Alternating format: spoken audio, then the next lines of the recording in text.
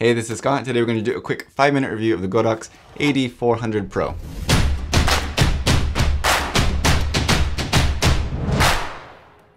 So a while back I did a review of the AD600, the original, and I talked about how much I loved it. I switched from Elinchrom to those Godox lights specifically because I liked it so much, and then they released the Pro line, the AD600 Pro and 400 Pro, kind of perfecting all of the little things that did bother me and some other people as well about the original AD600, despite how great it was. So we're going to go ahead and get into this, keep it under 5 minutes. Let's go ahead and start the clock. So the AD400 is a battery-powered 400-watt strobe.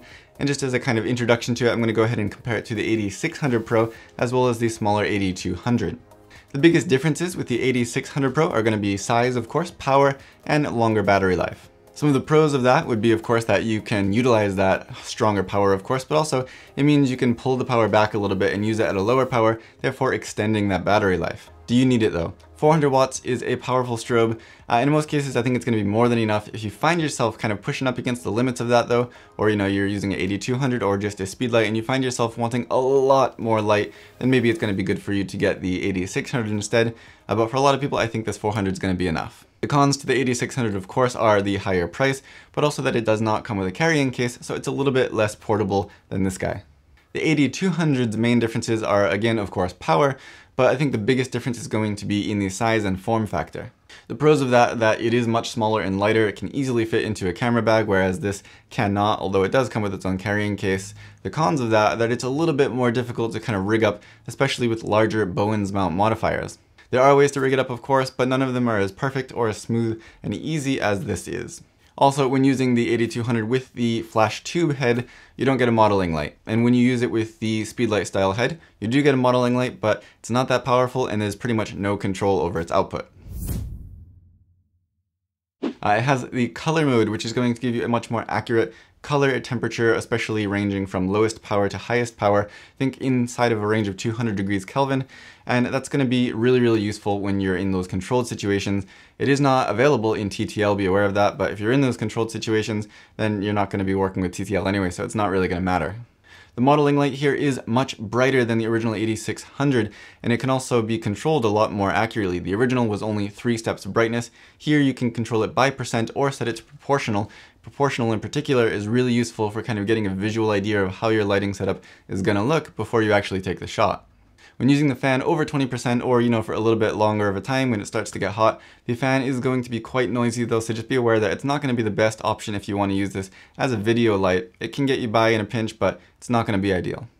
Of course, there are a lot of changes in the physical design as well, especially in the case of the AD400 Pro, which is smaller than the AD600 Pro. The mount where you mount it to a light stand, for example, is now de-clicked compared to the original AD600.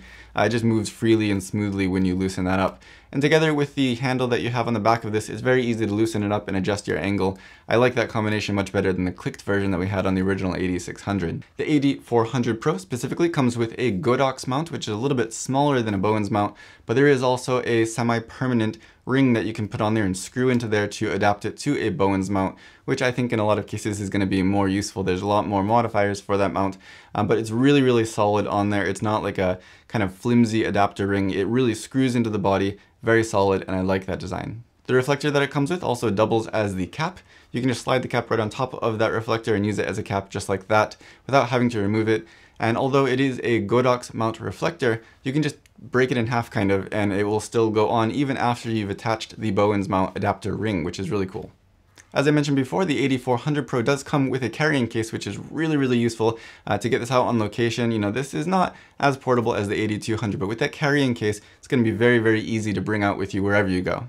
There are also a lot of things that have been carried over from the original version, which were already popular and already worked really great, of course. The TTL and HSS always has and still does work really well in this Godox system. I especially love using the TTL feature with Godox's TCM feature, which is the TTL Convert Manual feature, where you can get your initial exposure using TTL and then transfer that over to manual settings for a little further tweaking, but then keep it consistent instead of having a little bit of fluctuation like you will with TTL.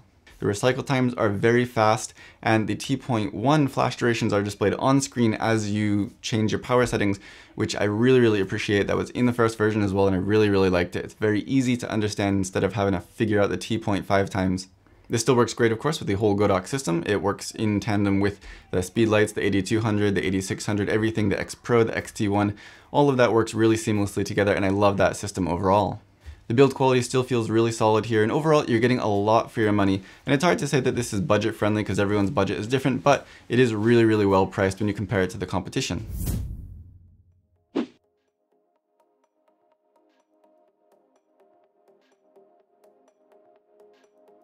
So that's about all there is to it. If you've used Godox lights before, you'll know that they do have a very, very good cost to performance ratio, and this is no different from that. I would recommend it for anybody, really. I think this is a very good middle ground. It's not too powerful, it's not too huge, you have the carrying case, but it's not too small that you're not missing out on all the features like a really good modeling light, and of course the more power compared to the AD200 or just a standard speed light. If the money for this is in your budget, then I would definitely recommend it. If it's not, then you might want to save up for it, depending on your work style. If you're in the studio, this is definitely going to be a no-brainer. If you're always on location, maybe something more portable might be a better fit for you. But generally, I think if you're thinking that, something like this could work for you, most likely it will. So hopefully that fit in under 5 minutes, or at least close to it. But again, if you have any questions or comments, as always, leave them down below and I will definitely do my best to get back to you.